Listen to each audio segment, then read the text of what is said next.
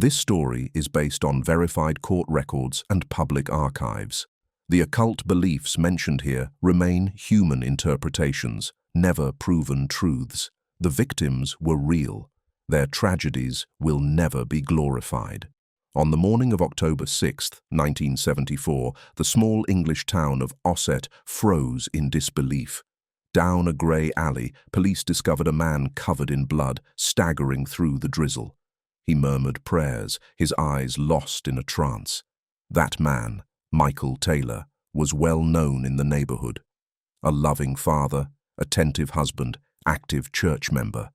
Only hours earlier, he had taken part in an exorcism performed by two ministers convinced that his soul housed a fierce demon. Approach. Picture that ordinary living room, locked since the previous evening. On the table, broken crosses, torn Bible pages. Taylor crouched, whispering that he could still feel the presence of evil. The exorcism had lasted through the night. Religious witnesses claimed they heard guttural laughter, spasms, and strange words spilling from his lips. According to them, a legion of malevolent spirits had taken hold of him.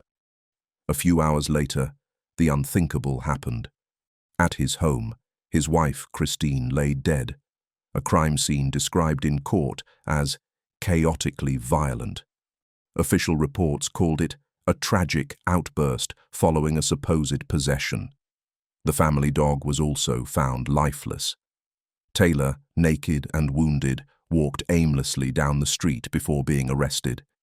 The victims were real. The crimes shattered an entire community. Medical examiners struggled to decide what they were seeing: religious mania, a psychotic break, or the collapse of a man unbalanced by faith. Investigators learned that, before the exorcism, Michael had joined a small charismatic prayer group led by Marie Robinson, a woman who claimed to channel the Holy Spirit. They prayed together, sang hymns, felt themselves close to the divine. Over time, something shifted between them. Rumors spread that an attraction had formed. Christine, his wife, grew worried. Sermons turned into confession sessions. One evening, in the middle of a meeting, Taylor erupted, shouting that Marie was evil incarnate. His voice swelled with a rage no one had ever seen in him. Pastor Smith, who witnessed the scene, later said, "Something inside him just tore open." From that moment, talk of an exorcism began. In the following weeks, the clergy prepared the ceremony. Records from the time describe prayers of expulsion, psalms, and the invocation of more than 40 spirits said to dwell within him. Throughout that decisive night, the ritual intensified. Taylor vomited, groaned, screamed, begged, then collapsed. At dawn, he was declared cleansed partially. The priests later claimed that several spirits had not left him: madness, lust, and murder. A dark triad mentioned in British newspapers of the era. Hours later, Taylor went home. Something cracked. Fragile calm gave way to an inner storm. Psychiatric experts would later call it a post-exorcism breakdown. That same day, Christine was killed in a way the court documents describe only as beyond comprehension. Taylor confessed he remembered nothing. He spoke of a force that guided his hands, of a voice that laughed through him. Here, occult beliefs remain human interpretations. British justice tried the case in 1975. Taylor pleaded not guilty by reason of insanity. The court sent him to a psychiatric hospital. He stayed 2 years before release. Newspapers fixated on one word: demon. Let's return to the facts, without mystical fog. A fragile man, consumed by guilt, caught in the fever of religious ecstasy. The exorcism became more than a rite, a psychological detonation. Psychiatrist Dr. Wallace, who testified in court, said Taylor suffered from acute religious psychosis fueled by guilt. Many such trials reveal the same pattern: the occult acting as a mirror for what is painfully human. The victims were real. Christine Taylor never received full justice, only a fragile bridge built between faith and psychiatry. On the night of the tragedy, neighbors heard screams, then total silence. One witness described an atmosphere cold and unreal. During a later reenactment, Taylor repeated, "I wanted to save her from evil." Those words remain in the official Leeds court record. For him, the exorcism had opened a door leading into a vast emptiness. Some hearing notes indicate that Taylor still believed in demons years after his release. In letters to Reverend Smith, he wrote about the voices and the glow behind the mirror. He continued to pray daily, though always alone, far from any congregation.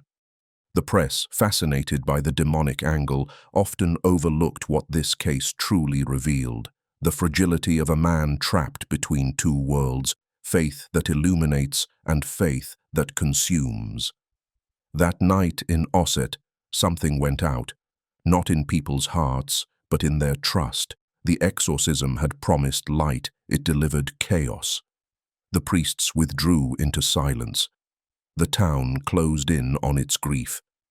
Near the end of his confinement, a journalist asked Taylor if he still believed he was possessed. He answered quietly, "If there was possession, it was not demonic. It was human, all too human." The psychiatric files remain sealed.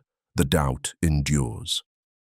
And somewhere, in the yellowed notes of the Reverend, one final detail is written in pencil, a chilling phrase heard during the exorcism night. A voice, not Taylor's, had whispered, "3 are gone. 1 remains." The case was closed, yet the magistrate's chamber still bore traces of ink and sealing wax. Experts had spoken of religious psychosis. The priests had spoken of demons. Between those opposing visions stood Michael Taylor, a flickering silhouette between the sacred and the deranged. And in the middle of every report lingered one haunting line: 3 are gone. 1 remains. Investigators reread that phrase dozens of times. Some believed it was a metaphor, that it referred to the part of him no exorcism could ever purge. Others heard in it something darker, a stubborn, silent entity crouched deep inside a shattered mind. A few weeks after leaving the psychiatric hospital, Taylor returned to his house in Osset. The walls had been repainted, the evidence erased. Yet, according to friends, he still claimed to hear whispers at night. The idea of a lingering demon didn't come from the priests. It came from him, from his own trembling voice. To Taylor, the force had a face. He described it without naming it. "Someone enters through my dreams," he allegedly told Reverend Smith during a late-night visit. His nights were filled with shadows that asked him questions, with scents of sulfur and roses. He said he felt a hand on my shoulder every morning as if to check that I was still breathing. Psychiatrists observed a familiar pattern: auditory hallucinations, fractured identity, delusional guilt. Dr. Wallace wrote, "Taylor isn't fighting Satan, he's fighting his own guilt." The occult notions mentioned here rest solely on human interpretation. They reveal fear, not evidence. Come closer a moment. Look at this note found in his file, a scrap of handwriting dated 1977. "I saw the priest in my room. He prayed without a mouth." An absurd sentence, yet one that opens a chasm. When a mind tries to purge its shame, it sometimes invents monsters to carry the weight for it. The priests who conducted his exorcism debated the case for years afterward.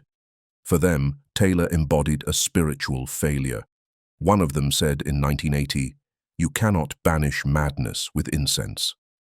A harsh line, but a lucid one. Yet the myth settled in. Demonologists, writers, and lecturers invoked his name.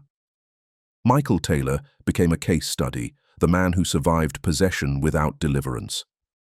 Over time, the line between belief and pathology blurred until almost gone. Meanwhile, the victims remained in the shadows of fascination. Christine Taylor, his wife, appears in most reports as a single line, barely a name, yet she is the key to it all. Her unease, her fear of the fever building inside her husband, she reached out for help several times, sensing something coming that no one wanted to name. The victims were real. They deserved to be remembered. To understand what Taylor believed, one must return to that era. England in the early 1970s was witnessing a resurgence of charismatic churches and fervent prayer circles. Sermons promised instant deliverance, spiritual gifts, visions. Preachers claimed that evil forces nested inside ordinary minds. For a man already fragile and guilt-ridden, that message could become a psychological trap. Christian demonology often speaks of tempting spirits, Asmodeus for lust, Legion for multiplicity, Belial for division. Theologians have long viewed them as symbols of moral and mental disorder. Nothing proves their physical existence, but their names serve as a coded language for inner turmoil. Taylor drew meaning from them. In his distorted faith, they were faces of what he most feared becoming. In court, one overlooked detail stood out. A witness described Taylor's expression during the exorcism. His face looked both freed and terrified, as if he were seeing himself through someone else's eyes. That single observation has fueled decades of debate among psychologists of religion. The mystery lies not in the reality of a demon, but in the human ability to give shape to what destroys from within. The mind creates what it dreads most, then surrenders to it. Years passed. Taylor vanished from headlines. He lived alone, relearning how to walk among people. In his letters, he claimed to have found peace, though he admitted fearing my own shadow at sunset. A rational fear, yet haunted by the remnants of broken faith. In 1992, a local journalist sought him out. The old man opened the door, shaking, and said simply, "I've seen good and evil fighting inside a human body. Both of them wore my face." That single line marked the end of an illusion. The demon he had tried to expel had always been himself. Decades later, British researchers revisiting the case labeled it a rare psychological collapse. Even science, cautious as it is, acknowledges that an exorcism can provoke extreme mental disorganization. For Taylor, the line between deliverance and destruction had vanished entirely. The victims remain at the heart of this story. No unseen force erases their suffering. Taylor died quietly, far from cameras. No confession, no rumors, only a name that still drifts through legal archives and theology texts. To believers, his story remains that of a man who wrestled with an invisible presence. To psychologists, it reflects the breakdown of a soul crushed by faith and fear. Two irreconcilable views, both telling the same tragedy, the eternal struggle between what we try to expel and what we refuse to confront. Come closer, one last time. The file mentions one final sign found in his personal Bible, a line underlined in red pencil. "The enemy sleeps in me, but he also prays." Perhaps that is the most honest truth this story holds. Whatever forces he invoked, man remains responsible for every act. The victims bore the consequences of his choices, not of invisible powers. And in the dim light of Osset's churches, some still whisper during Sunday Mass, 3 are gone, 1 remains. The next one did not survive his exorcism.